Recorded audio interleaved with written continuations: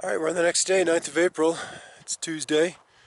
Should have been snowing all last night. We got maybe 4 or 5 minutes worth of precip, and it was just filthy, muddy snow showers. And there's just these constant impressions of holes. Geometry within the holes, or geometric shape hexagons, have been pretty common in these holes that have been imprinted across the valley. And you'll see those in the time lapse. Big arcs, whoo, sweeping this way, then they'll sweep this way, and then the cloud falls apart. But you'll see these large sweeping actions with vortices rotating on the inside, and that essentially rips apart the storm development process. But that's how they use geometry and resonant waves to just completely F up the weather. Alright, back over to Challenger. There's vapor in the atmosphere, and you can kind of see we have at least a little bit of a cloud base that you can discern.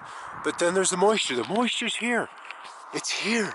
It just isn't being allowed to come together. You can see the haziness in the mountains. That's, you know, essentially snow showers. Last year at this time we had, and I should include that in today's time lapse. I'll see if I can't get that.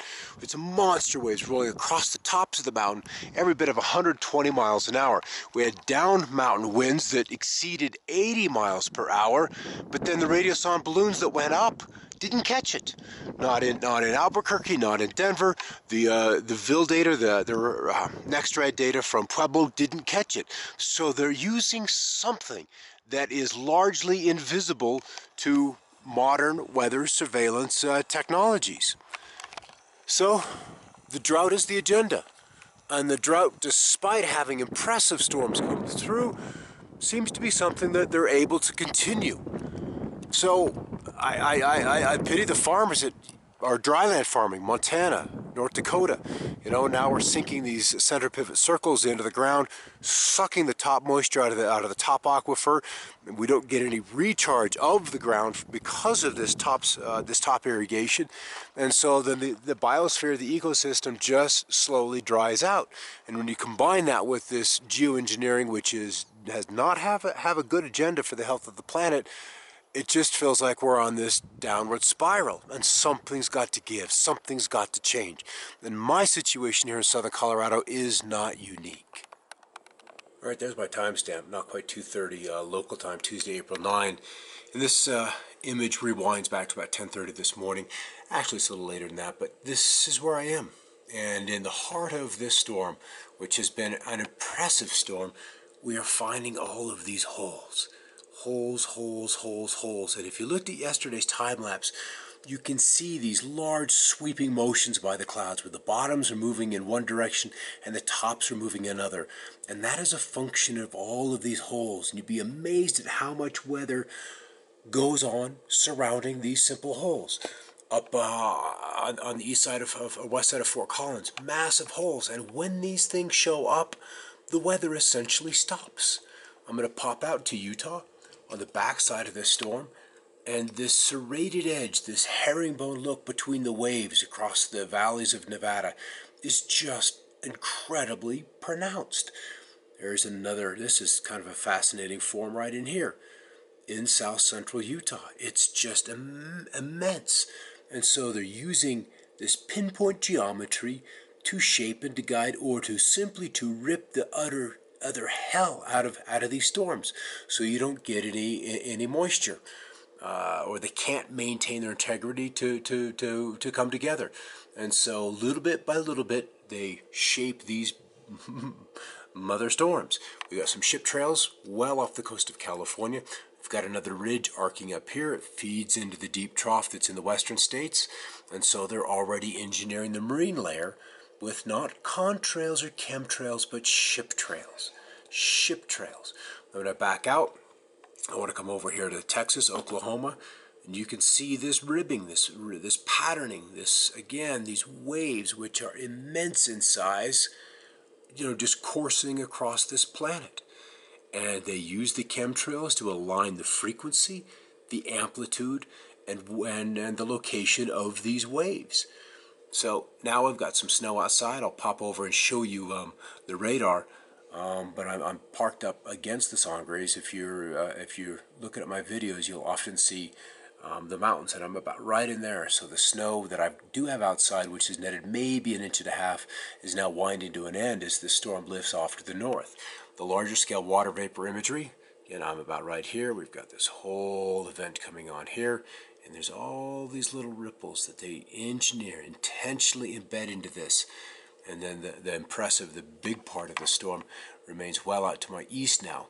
So let's look at the continental U.S., go on to the wider scale. I love the water vapor. And then we can begin to see the next storm coming in from the west. Dry spot, dry spot, dry spot. And then this is kind of the main event here across the western states. So it is undoubtedly going to be a severe weather event, as what is happening in the middle of the nation is just juicy. Way deep southerly flow, dew points in the 60s, temperatures in the low 70s across eastern Oklahoma. And let me brighten this image up just a touch now that we're out of the satellite imagery. And there's my low, and I'm in here. So I should be in a location where we're getting just incredible upslope snows from the west, as the deep southerly component of the storm is in place, and it's a slow mover. That should all bode very, very well for copious amounts of precipitation. Let's rewind this back to this morning. We got Tuesday 12Z Tuesday on the 9th, and there's the deep low in the western states. And what they're doing now is engineering out here across the top of this ridge. I can still hear planes crisscrossing through this storm at low altitude, but they're already working on this ridge. And if they can handle the ridge, if they can engineer the ridges, then that constrains the movement of the embedded lows. You control the ridges, you control the flow of the jet stream. It's just that simple.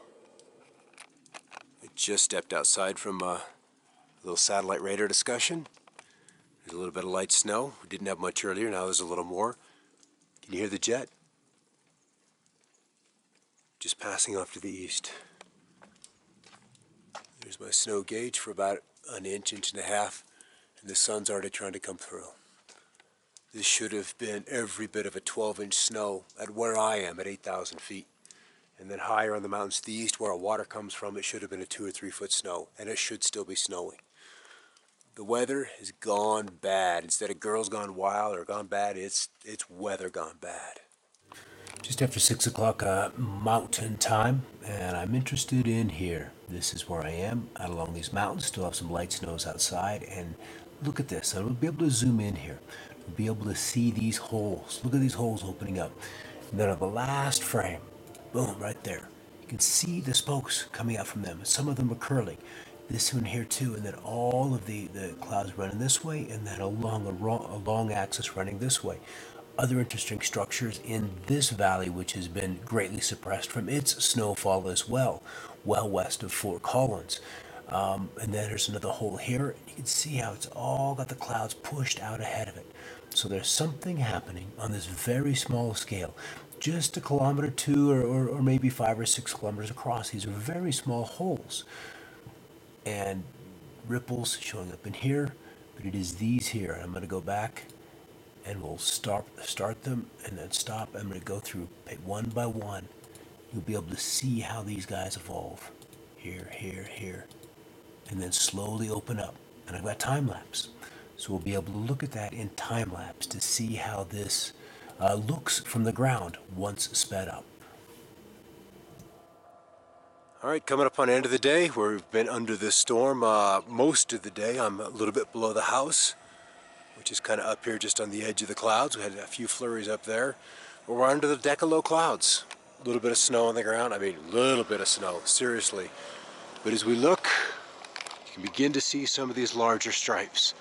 And we had that whole geometry just off to the west. We're still in this diffuse, uniform nimbus kind of deck of clouds, but if we look down here, right along here, we'll see little curls off the top. I'll kind of get zoomed in here, and be able to see little stripes coming off the top this way. And when we throw it in time lapse, those become very clear, like large spinning plates, spokes, bicycle wheels, large spinning plates. And when these wheels rotate in combination or in a complementary fashion, then you get explosive cloud development. Otherwise, it's rather destructive in nature. Alright, the rain gauge netted me just 5/100ths of an inch today, which is well shy of the 1.1 that the models had anticipated. So something kind of slowed the things down. And there's the crew coming in for dinner. Alright everybody, thanks for watching. Keep looking up.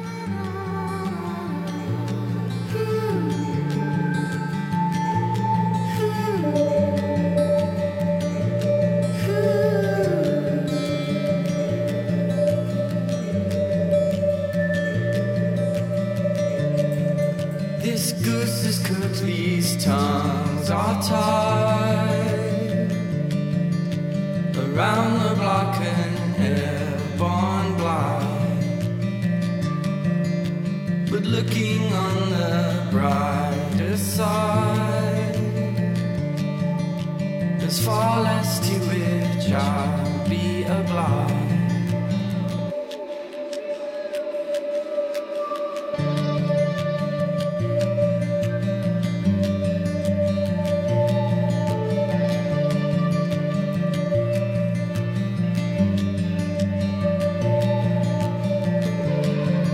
In the meadow where the black breeze blows,